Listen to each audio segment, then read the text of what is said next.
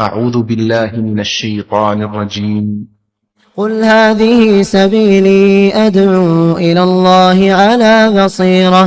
على بصيرة أنا ومن اتبعني وسبحان الله وما أنا من المشركين. شهر رمضان الذي أنزل فيه القرآن هدى للناس وبينات من الهدى والفرقان فمن شهد منكم الشهر فليصمه ومن كان مريضا أو على سفر فعدة من أيام أخر يريد الله بكم اليسر ولا يريد بكم العسر ولتكملوا العدة ولتكبروا الله على ما هداكم ولعلكم تشكرون. السلام علیکم ورحمۃ اللہ وبرکاتہ. الحمد للہ رب العالمین والصلاة والسلام علی رسولہ الامین وعلی آلہ وصحبہ اجمعین. اما بعد. معزز حاضرین مجلس، پردہ نشین میرے اسلامی ماؤں اور بہنوں،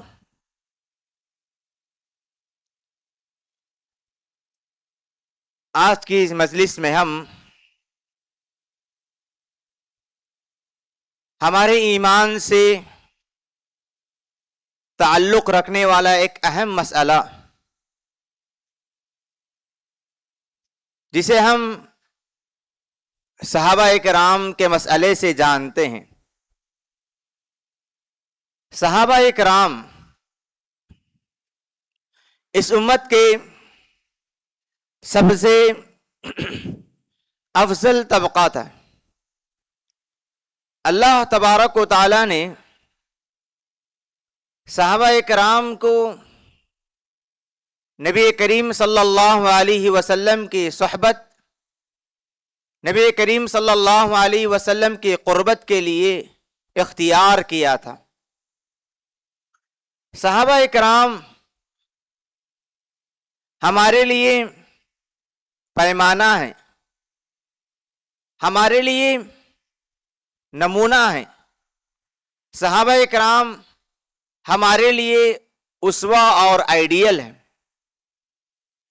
جب تک ہمارا ایمان، ہمارا اسلام صحابہ کرام کے ایمان جیسا، صحابہ کرام اسلام جیسا نہ ہو، اللہ رب العالمین کے پاس وہ ایمان قابل قبول نہیں ہوگا. اللہ تبارک و تعالیٰ فرماتے ہیں فَإِنْ آمَنُوا بِمِثْلِ مَا آمَنْتُمْ بِهِ فَقَدِ اهْتَدَوْا. اگر وہ لوگ اسی طرح ایمان لے آتے ہیں جیسا تم لے آئے، اے صحابہ جیسے تم لے آئے ویسے ہی لوگ ایمان لے آئے، تو ان کا ایمان قابل قبول، قابل اعتبار ہوگا. صحابہ کرام سے محبت ایمان کی علامت ہے. صحابہ کرام سے محبت دین کی علامت ہے. صحابہ کرام سے محبت اللہ کے رسول صلی اللہ علیہ وسلم سے محبت کی علامت ہے.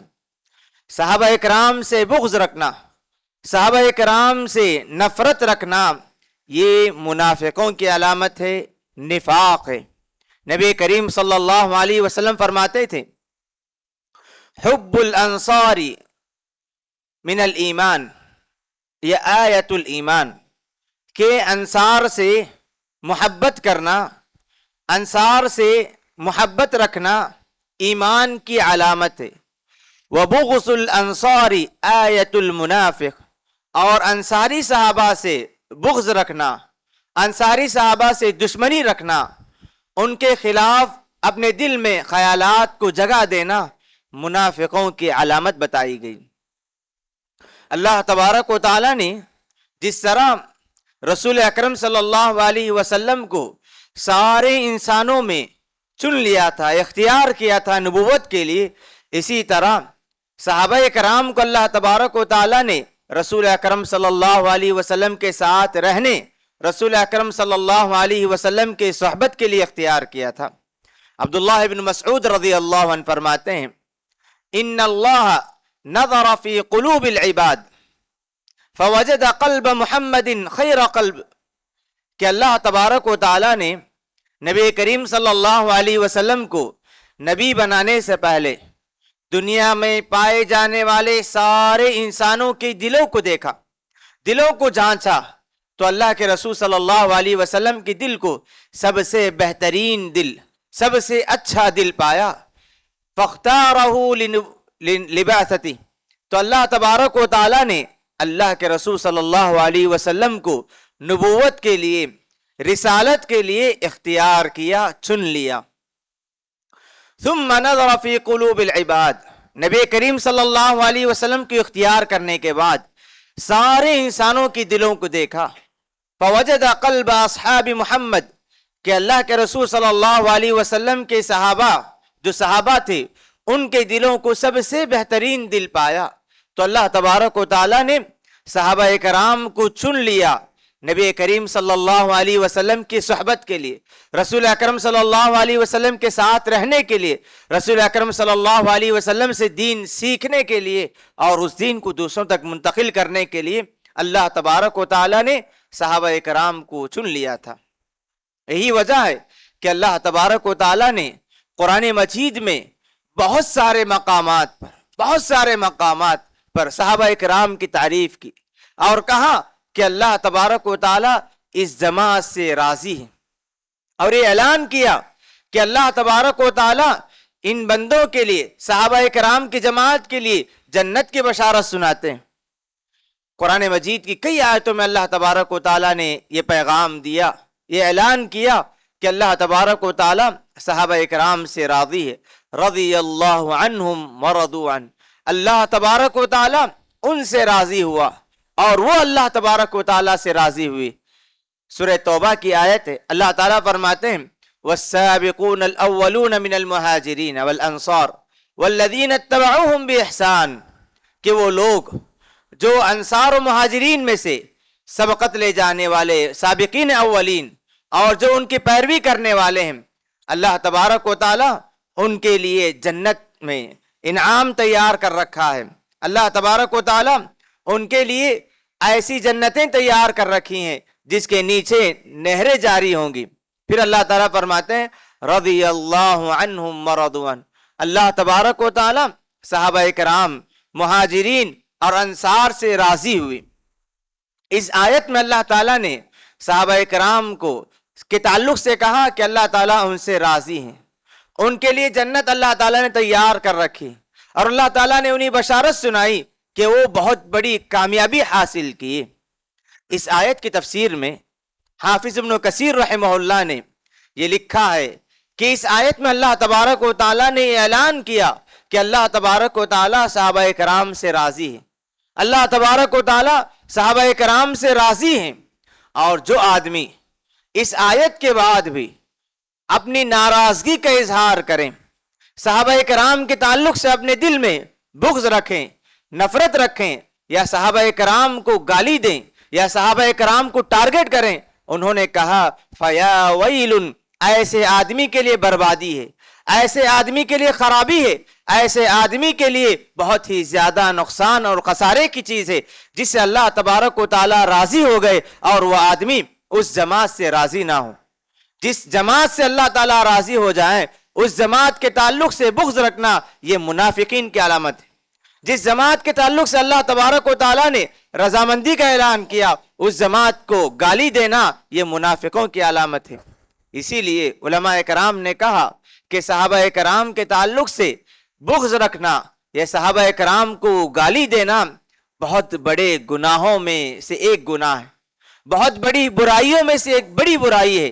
امام نووی رحمہ اللہ نے، بہت بڑے عالم گزرے ہیں، وہ لکھتے ہیں کہ صحابہ کرام کو گالی دینا بڑے گناہوں میں سے ایک گناہ ہے، بڑی برائیوں میں سے ایک برائی ہے، کیونکہ اللہ کے رسول صلی اللہ علیہ وسلم نے ایک حدیث میں فرمایا کہ من سب اصحابی، جس نے میرے صحابہ کو گالی دی، فعلیہ لعنت اللہ والملائکۃ والناس اجمعین، کہ اس پر اللہ کی، فرشتوں کی اور سارے لوگوں کی لعنت ہو۔ اس حدیث کو امام البانی رحمہ اللہ نے صحیح قرار دیا ہے۔ تو صحابہ کرام کو گالی دینا لعنت کا سبب ہے، لعنت ہے ایسے آدمی پر جو صحابہ کرام کو گالی دیتا ہے۔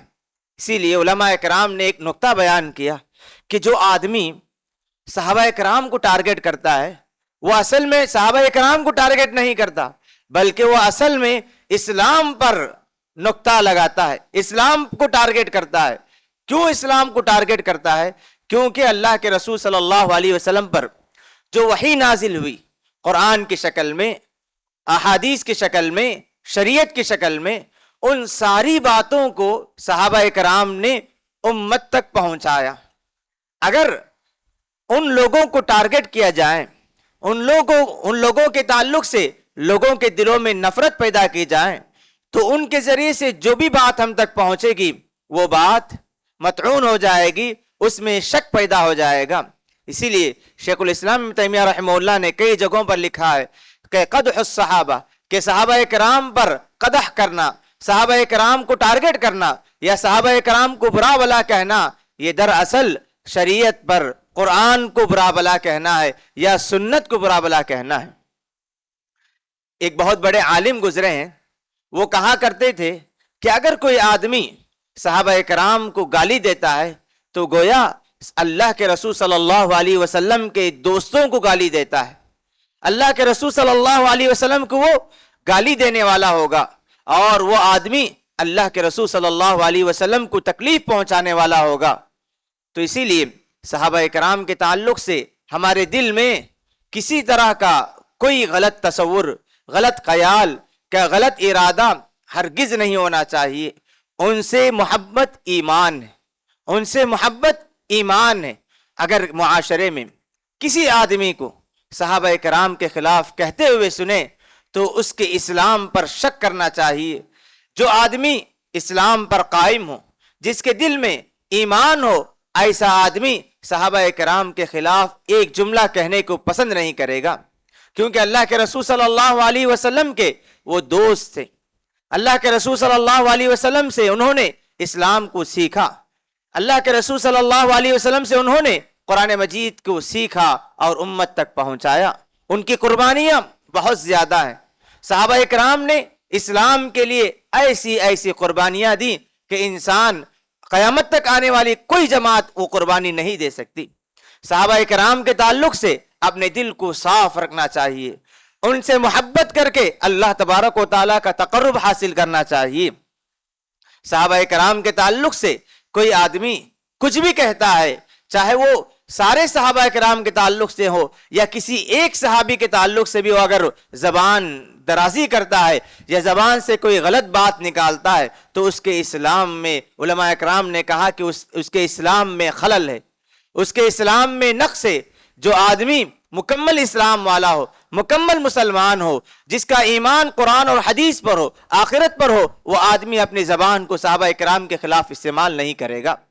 اللہ کے رسول صلی اللہ علیہ وسلم فرمایا کرتے تھے لا تسبوا اصحابی، لا تسبوا اصحابی، کہ لوگوں میرے صحابہ کو گالی نہ دو، میرے صحابہ کو گالی نہ دو۔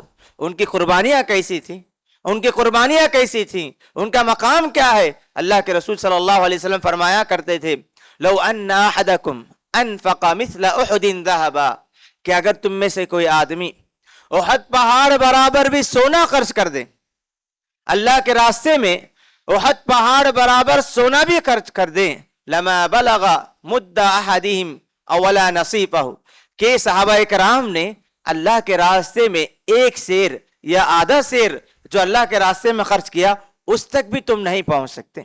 اللہ تبارک و تعالیٰ نے ان لوگوں کو وہ مقام عطا کیا، وہ مقام عطا کیا، ان کے تعلق سے تم اپنی زبان کو گندی نہ کرو۔ اللہ کے رسول صلی اللہ علیہ وسلم نے منع فرمایا لا تسبوا اصحابی، میرے صحابہ کو تم گالی نہ دو، میرے صحابہ کو تم گالی نہ دو۔ اللہ کے رسول صلی اللہ علیہ وسلم نے اس حدیث میں منع فرمایا۔ صحابہ کرام کو گالی دینا یہ کبیرہ گناہ ہے، بہت بڑا گناہ ہے، بہت بڑا جرم ہے، بہت بڑی برائی ہے۔ یہ باتیں ہم کیوں بتا رہے ہیں؟ کیونکہ عالمی جو ماحول اب جو بنا ہوا ہے، ماحول ایسا بنا ہوا ہے کہ بعض لوگ صحابہ کرام کو گالی دینے والوں کے تعلق سے نرم پہلو اختیار کرنے لگے ہیں۔ جو لوگ صحابہ کرام کو بزن صحابہ کرام کو گالی دینے والے ہوتے ہیں، ان کے تعلق سے نرم پہلو اختیار کرتے ہوئے ان کی طرف جھکتے ہوئے نظر آتے ہیں۔ اور بعض لوگوں کو ہم نے یہ کہتے ہوئے سنا کہ صحابہ کرام کو تو گالی دیتے ہیں لیکن ان کے دل میں اللہ پر ایمان ہے۔ اللہ تبارک و تعالیٰ نے کہا کہ تمہارا ایمان تبھی معتبر ہے جب ایمان صحابہ کرام کے جیسا ہو۔ جو آدمی صحابہ کرام کو مرتد سمجھے، جو صحابہ کرام کو گالی دیں، نعوذ باللہ جو ام المؤمنین عائشہ رضی اللہ عنہ پر بہتان لگائے، کیا اس کا ایمان صحیح ہو سکتا ہے؟ اللہ تبارک و تعالیٰ نے واقع افک کے بعد جو آیتیں نازل کی ام المؤمنین عائشہ رضی اللہ عنہ کے تعلق سے، فرمایا کہ ام المؤمنین عائشہ رضی اللہ عنہ منافقوں کے بہتان سے پاک ہیں، بری ہیں۔ ام المؤمنین عائشہ رضی اللہ عنہ کے عزت کے تعلق سے اللہ تبارک و تعالیٰ نے بہت ساری آیتیں نازل کی۔ ان الذين يرمون المحصنات الغافلات المؤمنات لعنوا في الدنيا والآخرة، اللہ تعالیٰ نے فرمایا جو لوگ پاک دامن اور بھولی بھالی مؤمن عورتوں پر بہتان لگاتے ہیں، ان پر الزام لگاتے ہیں، ان کے پاس کوئی ثبوت نہ ہو، ان لوگوں پر اللہ تبارک و تعالیٰ کی لعنت ہے، دنیا میں اور آخرت میں بھی۔ اس آیت کے بعد حافظ ابن کثیر رحمہ اللہ نے لکھا ہے کہ سارے علماء کے اس بات پر اتفاق ہے، سارے علماء کا اس بات پر اتفاق ہے کہ یہ آیتیں نازل ہونے کے بعد اللہ تبارک و تعالیٰ نے عائشہ رضی اللہ عنہ کی برات نازل کرنے کے بعد اگر کوئی آدمی ام المؤمنین عائشہ پر بہتان لگاتا ہے تو وہ آدمی اسلام سے نکل جائے گا، کیونکہ اس نے قرآن مجید کی کئی آیتوں کا انکار کیا، کیونکہ اس نے قرآن مجید میں جو باتیں بتائی گئی تھی اس کا انکار کیا۔ تو جو لوگ صحابہ کرام کے تعلق سے بغض رکھتے ہوں، صحابہ کرام کو گالی دینے کو دین سمجھتے ہو، جو لوگ صحابہ کرام کو ٹارگٹ کرنے کو عبادت اور نیکی سمجھتے ہوں، ایسے لوگوں کے تعلق سے ہم نرم پہلو کیسے اختیار کر سکتے ہیں؟ یہ عقیدے کا تعلق ہے۔ افسوس کی بات یہ بھی ہے کہ بہت ساری ایسی جماعتیں جو اپنے آپ کو اسلام کی طرف منسوب کرتی ہیں، بہت ساری جماعتیں جو اسلام کی طرف اپنے آپ کو منسوب کرتی ہیں، لیکن ان میں، ان کے دین میں یا ان کے اندر یہ چیز پائی جاتی ہے کہ وہ صحابہ کرام میں سے بہت سارے صحابہ کرام کو مرتد سمجھتے ہیں۔ مرتد کے معنی کہ اللہ کے رسول صلی اللہ علیہ وسلم کے بعد نعوذ باللہ صحابہ کرام نے دین کو چھوڑ دیا، یہ سمجھتے ہیں۔ بعض یہ سمجھتے ہیں کہ بہت سارے صحابہ کرام دین کو چھوڑ دیے، دین پر قائم رہنے والے بالکل بہت ہی کم لوگ تھے، اور بہت سارے لوگ صحابہ کرام کو گنہگار سمجھتے ہیں، گالی دیتے ہیں اور صحابہ کرام پر بہت ساری اعتراضات رکھتے ہیں۔ صحابہ کرام انسان تھے، ان سے چھوٹی موٹی غلطیاں ہوئیں تو علماء کرام نے کہا کہ ان باتوں میں پڑھنا بالکل جائز نہیں ہے۔ اللہ تبارک و تعالیٰ نے صحابہ کرام کو اتنا مقام کیوں دیا؟ صحابہ کرام کو اتنا مقام کیوں دیا؟ کیونکہ انہوں نے اسلام کے خاطر، دین کے خاطر، ایمان کے خاطر سب کچھ قربان کرنے کے لیے تیار ہو گئے۔ آپ لوگ جانتے ہیں ہجرت کا واقعہ، جب مہاجرین مکے کے صحابہ کرام اپنا سب کچھ چھوڑ کر خالی ہاتھ مدینہ پہنچے، ایسے موقع پر مہاجرین صحابہ کے پاس کچھ نہیں تھا۔ مہاجرین صحابہ گھر چھوڑ کر آئے، مالدار تھے، مال چھوڑ کر آئے، تجارت چھوڑ کر آئے، رشتہ داروں کو چھوڑ کر، سب کچھ چھوڑ کر مدینہ پہنچے تھے۔ ایسے موقع پر مدینے میں ان کے پاس کچھ نہیں تھا، ان کے پاس کچھ نہیں تھا، لیکن انصاری صحابہ نے ان کا استقبال کیا، انہیں ویلکم کیا اور کہا کہ ہماری جائیداد میں جو بھی چیزیں ہیں ان میں سے آدھا ہمارا اور آدھا تمہارے لیے۔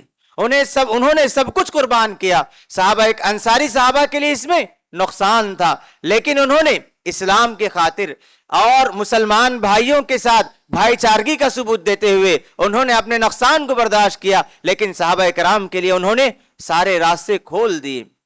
تو انصاری صحابہ نے یہ جو قربانیاں دی، اللہ تبارک و تعالیٰ نے سورہ حشر میں ان کی تعریف بیان کی، للفقراء المہاجرین الذین، کہ وہ لوگ جو مہاجرین کی مدد کرنے والے، اللہ تعالیٰ نے سورہ حشر میں ان کی تعریف بیان کی۔ اور صحابہ کرام کس طرح اللہ تبارک و تعالیٰ کی رضامندی حاصل کرنے والے، جنت کے شوقین تھے، جہنم سے بچنے والے تھے، اللہ کے رسول صلی اللہ علیہ وسلم کے لیے، اسلام کے لیے اور ایمان کے لیے جان دینے والے تھے۔ اس طرح کے واقعات، سینکڑوں واقعات قرآن سیرت میں بیان کی گئی ہیں، وہ باتیں آپ کے سامنے آتے رہیں گی۔ جب ابو بکر صدیق رضی اللہ عنہ کا ایک معاملہ دیکھیے، ابو بکر صدیق رضی اللہ عنہ یہ انبیاء کرام کے بعد سب سے افضل انسان ہیں۔ سارے علماء کا اس بات پر اتفاق ہے کہ انسانوں میں سب سے افضل انبیاء کرام ہیں۔ انبیاء کرام کے بعد سب سے بہتر، سب سے افضل انسان ابو بکر صدیق رضی اللہ عنہ، انہیں اللہ کے رسول صلی اللہ علیہ وسلم نے دنیا میں جنت کی بشارت دے دی تھی۔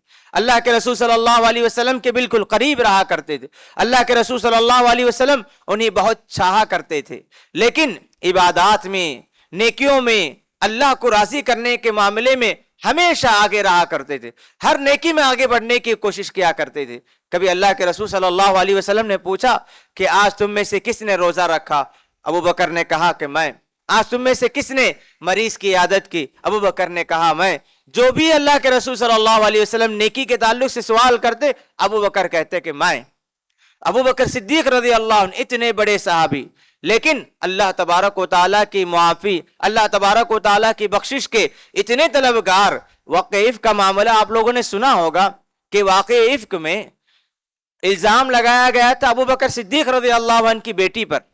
عائشہ رضی اللہ عنہ ابو بکر صدیق رضی اللہ عنہ کی بیٹی ہیں۔ ایسے موقع پر جب منافقین بہتان لگا رہے تھے، ان میں سے ان کے ایک خالہ زاد بھائی تھے، مصطح ابن اثاثہ، غریب صحابی تھے، مہاجر تھے۔ ابو بکر صدیق رضی اللہ عنہ ان کی مدد کیا کرتے تھے، ان کی کفالت کیا کرتے تھے اور مالی تعاون پیش کیا کرتے تھے۔ اس معاملے میں مصطح ابن اثاثہ بھی منافقوں کے ساتھ ہو گئے۔ بہرحال ان سے چھوٹی غلطی ہو گئی۔ جب اللہ تبارک و تعالیٰ نے برات نازل کی، عائشہ رضی اللہ عنہ پاک ہیں، اللہ نے آیتیں نازل کی، تو ابو بکر صدیق رضی اللہ عنہ نے کہا کہ مصطح پر میں آئندہ کچھ خرچ نہیں کروں گا، میں اس کی مدد کرتا ہوں، میں اس کے لیے تعاون پیش کرتا ہوں، اور وہ میری بیٹی پر الزام لگاتا ہے یا میری بیٹی پر الزام لگانے والوں کے ساتھ ہو گیا۔ ابو بکر صدیق رضی اللہ عنہ کا اس طرح کرنا صحیح تھا، کیونکہ کوئی بھی آدمی یہ برداشت نہیں کرے گا کہ اس کی بیٹی پر کوئی الزام لگائیں اور اس کی وہ مدد کرنے لگے، ہرگز نہیں۔ جب ابو بکر صدیق رضی اللہ عنہ نے یہ طے کیا کہ میں آئندہ مصطح ابن اثاثہ پر خرچ نہیں کروں گا، آیت نازل ہوئی کہ وَلَا يَأْتَلِ أُولُو الْفَضْلِ مِنْكُمْ، کہ تم میں سے جو فضل والے ہیں، مقام والے ہیں، جنہوں اللہ تعالیٰ نے مال دیا ہے، انہیں قسم نہیں کھانا چاہیے کہ وہ مہاجرین پر، مسکین پر خرچ نہیں کریں گے۔ الا تحبون ان یغفر اللہ لکم، کیا تم نہیں چاہتے کہ اللہ تعالیٰ تمہیں معاف کر دے؟ ابو بکر صدیق رضی اللہ عنہ نے جب یہ آیت سنی تو فوراً پکار اٹھے، کیوں نہیں اللہ، ہم چاہتے ہیں کہ تو ہمیں معاف کر دے۔ پھر اللہ کے رسول صلی اللہ علیہ وسلم کے صحابی مصطح ابن اثاثہ کو معاف کر دیتے ہیں اور پھر ان پر خرچ کرنا شروع کر دیتے ہیں۔ ابو بکر صدیق رضی اللہ عنہ جن کا مقام بہت بلند ہے، اللہ کے رسول صلی اللہ علیہ وسلم نے انہیں جنت کی بشارت دے دی تھی، اللہ کے رسول صلی اللہ علیہ وسلم نے ان کے فضل اور ان کے مقام و مرتبے کا اعلان کیا تھا، اس کے باوجود نیکیوں میں آگے بڑھنے کا جذبہ، دوسروں پر قربان ہونے کا جذبہ اس قدر زیادہ تھا کہ ہر نیکیوں میں آگے بڑھا کرتے تھے۔ اتنے فضیلت والے صحابی، لیکن بعض ایسے لوگ بھی ہیں جو انہی ٹارگٹ کرتے ہیں، ان کے خلاف زبان درازی کرتے ہیں اور ان کے خلاف بہت سارے جملے ایسے کہتے ہیں کہ ان کو گالی دینا، ان کے خلاف باتیں کہنے کو دین سمجھ کر ان کے خطبوں میں، ان کی تقریروں میں ابو بکر صدیق رضی اللہ عنہ کو ٹارگٹ کیا جاتا ہے۔ تو اس طرح جن کا عقیدہ صحیح نہ ہو، جو لوگ صحابہ کرام کے خلاف کہتے ہوں، ان کے تعلق سے نرم پہلو اختیار کرنا مناسب نہیں ہے۔ یہ ہمارے ایمان اور ہمارے عقیدے سے تعلق رکھنے والی بات ہے۔ جو لوگ صحابہ کرام سے محبت نہ رکھیں، ان سے ہمیں بھی دوری اختیار کرنی چاہیے۔ جو لوگ صحابہ کرام سے بغض رکھتے ہیں، ہمیں ان سے بغض رکھنا چاہیے، کیونکہ صحابہ کرام سے محبت ایمان ہے، صحابہ کرام سے بغض منافقین کی علامت بتائی گئی ہے۔ صحابہ کرام کی زندگی کو پڑھیں، ایمان میں اضافہ ہوگا، ایمان میں قوت پیدا ہوگی، ایمان میں اور نیکیوں میں آگے بڑھنے کا شوق پیدا ہوگا۔ اللہ تبارک و تعالیٰ نے انہیں بڑی بشارتیں سنائی ہیں۔ اور ان کے اندر جنت پانے کا شوق کیسا تھا، ایک واقعہ میں آپ کو سناتا ہوں. ایک صحابی تھے ابو الدحداء رضی اللہ عنہ، بڑے مالدار صحابی تھے. ان کے پاس ایک کھیت تھا اور اسی کھیت کے ذریعے ان کی کمائی ہوا کرتی تھی، سب کچھ ہوا کرتا تھا. اللہ کے رسول صلی اللہ علیہ وسلم کے پاس ایک صحابی آ کر کہتے ہیں کہ اللہ کے رسول، میرا ایک باغ ہے، میں اپنے باغ کے اطراف ایک دیوار کھڑی کرنا چاہتا ہوں، لیکن میرے پڑوسی کے باغ میں ایک درخت ہے، وہ درخت میرے باغ کے ادھر آ رہا، مجھے دیوار کھڑی کرنے میں وہ درخت پریشان کر رہا ہے، وہ درخت آڑے آ رہا ہے. آپ اس آدمی سے کہیں کہ وہ مجھے وہ درخت دے دیں تاکہ میں اپنی دیوار کھڑی کروں، اپنے باغ کے اطراف دیوار کھڑی کروں. اللہ کے رسول صلی اللہ علیہ وسلم اس درخت والے کو بلا کر کہتے ہیں کہ تم یہ درخت اس آدمی کو دے دو تاکہ وہ اپنے باغ کے اطراف جو دیوار کھڑی کرنا چاہتا ہے اس کے لیے دیوار کھڑی کرنا آسان ہو جائے. وہ صحابی، وہ آدمی کہا کہ میں یہ درخت دے نہیں سکتا. اللہ کے رسول صلی اللہ علیہ وسلم نے کئی مرتبہ کہنے کے باوجود اس نے ماننے کے لیے تیار نہیں ہوا. تو اللہ کے رسول نے فرمایا ٹھیک ہے تم یہ درخت دے دو، میں کل روز قیامت جنت میں ایک درخت کی تمہیں بشارت دیتا ہوں، ایک گارنٹی دیتا ہوں. پھر بھی وہ آدمی تیار نہیں ہوئے. یعنی دنیا کے ایک درخت کے بدلے جنت کے ایک درخت کا سودا ہو رہا ہے.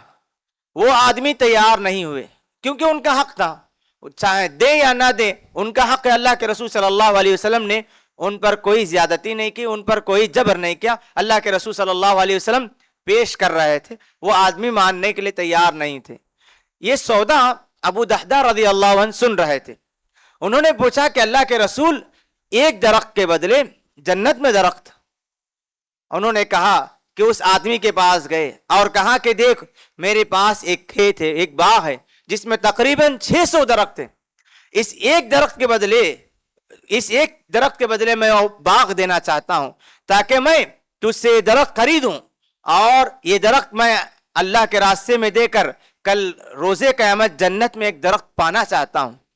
وہ آدمی تیار ہو گئے، ایک درخت ابو الدحداء کو دیا اور اس کے بدلے میں 600 درخت والے باغ خرید لیا.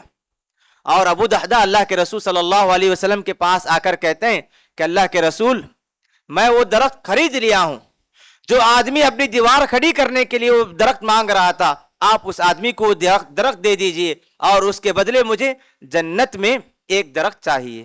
اللہ کے رسول صلی اللہ علیہ وسلم اس ابو الدحداء رضی اللہ عنہ کی پیشکش قبول کیے، اس آدمی کو درخت دے دیا. دیکھیے صحابہ کرام نے ایک درخت کے بدلے دنیا کی بڑی دولت کو بھی قربان کرنے کے لیے تیار ہو گئے. اور اللہ کے رسول صلی اللہ علیہ وسلم فرمانے لگے کہ ابو الدحداء نے جو بیع کیے، ابو الدحداء نے جو سودا کیا بہت ہی نفع اور بہترین سودا ہے. اس کے بدلے اللہ تبارک و تعالیٰ نے ان کے لیے کئی درخت جنت میں تیار کر دیے ہیں. یہ اتنا ہی معاملہ نہیں، ابو الدحداء شوہر ہے، شوہر سودا کر دیے، گھر والوں کو اس کا پتہ نہیں، اور فوراً جب سودا ختم ہوتا ہے تو فوراً کھیت میں جاتے ہیں، باغ میں جاتے ہیں اور ان کی بیوی ام دحداء اور اپنے اہل بچوں کے ساتھ باغ میں محل میں رہ رہے ہوتے ہیں. یہ ابو الدحداء باغ کے باہر کھڑے ہو کر کہتے ہیں کہ ام دحداء اس باغ سے نکل جاؤ، میں نے اس باغ کو جنت کے ایک درخت کے بدلے بیچ دیا ہے. اور بیوی کہتی ہے کہ ابو الدحداء تم نے کیا ہی بہترین سودا کیا ہے، کوئی اعتراض نہیں، ایک درخت کے بدلے تم نے پورے باغ کو بیچ دیا کہ اعتراض نہیں ہوا. اور بیوی بھی اتنی نیک تھی کہ ابو الدحداء نے جو سودا کیا اس پر خوشخبری سناتے ہوئے، راضی ہوتے ہوئے اور انہیں خوشخبری سناتے ہوئے فوراً باغ سے نکل جاتے ہیں. تو اس طرح صحابہ کرام کو جو مقام ملا تھا اسی وجہ سے اسلام کے لیے، ایمان کے لیے، اللہ کے رسول کے لیے، اللہ کے لیے، جنت پانے کے لیے سب کچھ قربان کرنے والے تھے. ان واقعات سے آپ لوگ اندازہ لگائیے کہ اللہ تبارک و تعالیٰ نے جب کہا رضی اللہ عنہم ورضوا عنہ کہ اللہ ان سے راضی ہوا، وہ اللہ سے راضی ہوئے، اسی وجہ سے یہی قربانی کا جذبہ ان کے اندر تھا. صحابہ کرام سے محبت اسی لیے کرنے کا حکم دیا گیا کہ اگر ہم صحابہ کرام سے محبت کریں گے ہمارے اندر بھی جنت پانے کا شوق پیدا ہوگا. صحابہ کرام سے محبت کریں گے تو اسلام پر मर मिटने का जज्बा हमारे अंदर पैदा होगा। अगर हम सहाबा कराम से मोहब्बत करेंगे तो अल्लाह तबारक व ताला को राजी करने के लिए हमेशा हम अपने आप को तैयार रखेंगे। सहाबा कराम के ताल्लुक से पढ़िए, सहाबा कराम के ताल्लुक से पढ़िए, उनके कुर्बानियों को पढ़े। अल्लाह तबारक व ताला ने उन्हें इसीलिए मकाम अता किया। अल्लाह के रसूल सल्लल्लाहु अलैहि वसल्लम ने उन्हें जन्नत की बशारत इसी कुर्बानियों की वजह से दी, इसी कुर्बानियों की वजह से दी। सहाबा कराम से मोहब्बत कीजिए, उनके ताल्लुक से किसी किस्म का कोई गलत ख्याल हमारे दिल में नहीं आना चाहिए। इसीलिए उलमा कराम ने कहा कि सहाबा कराम के 3 अहम हुकूक है, बहुत सारे हुकूक हैं, उनमें से 3 अहम हुकूक हैं। सबसे पहला हक यह है कि सहाबा कराम से हद दर्जा मोहब्बत रखना चाहिए। हमारे दिल को सहाबा कराम की मोहब्बत से भर देना चाहिए, क्योंकि सहाबा कराम से मोहब्बत हमें ईमान पर अल्लाह के रसूल से मोहब्बत की तरफ ले जाएगी। सबसे पहला हक ये। दूसरा हक ये बताया गया कि जब कभी सहाबा कराम का नाम आए, सहाबा कराम का तस्करा हो, तो उस मौके पर रज़ियल्लाहु अन्हु उनके लिए दुआ करना चाहिए। रज़ियल्लाहु अन्हुम व रज़ू अन्हु, ये दुआ पढ़ते रहना चाहिए, क्योंकि उन्होंने हमारे लिए कुर्बानियां दी तो हम उनके लिए दुआ करना चाहिए। तीसरा हक ये है कि हमारी जबान को उनके लिए, उनके खिलाफ इस्तेमाल नहीं करना चाहिए। हमारी जबान खुले तो उनकी तारीफ के लिए, हमारी जबान खुले तो उनकी दुआ के लिए, उनकी मोहब्बत के कलिमात कहने के लिए, क्योंकि सहाबा कराम में से इंसान थे, उनसे छोटी मोटी गलतियां हो गई। अल्लाह के रसूल के जाने के बाद चंद सालों के बाद सहाबा कराम के दरमियान कुछ झगड़े हुए, लेकिन अल्लाह तबारक व तआला जानता था कि झगड़े होने वाले हैं। उसके बावजूद अल्लाह ताला ने कहा रज़ियल्लाहु अन्हुम व रज़ू अन्हु, तो अल्लाह तबारक व तआला जब उनसे राजी हो गई, जानने के बावजूद हम कौन हो सकते हैं जो उनके खिलाफ कोई कलिमा कहे। तो अपनी जबान को सहाबा कराम के खिलाफ कहने से महफूज रखना, हिफाजत करना, ये सहाबा कराम के हुकूक में से अहम हक है। सहाबा कराम हमारे लिए, हमें मोहब्बत उनसे करनी चाहिए। सहाबा कराम से मोहब्बत कीजिए, ईमान में इजाफा होगा, अल्लाह के रसूल सल्लल्लाहु अलैहि वसल्लम की मोहब्बत में इजाफा होगा। बातें ज़्यादा हैं, अल्लाह तबारक व तआला से दुआ है कि परवरदिगार हमें सहाबा कराम के हुकूक को जानने और इन्हें अदा करने की तौफीक अता फरमाए। सहाबा कराम के जो भी हुकूक है अल्लाह ताला उन्हें हक अदा करने वाला हमें बनकर ज़िंदगी गुजारने की तौफीक अता फरमाए। अल्लाहुम्मा आमीन व सल्लल्लाहु अला नबीना मुहम्मद व अला आलिहि व सहबिहि अजमईन।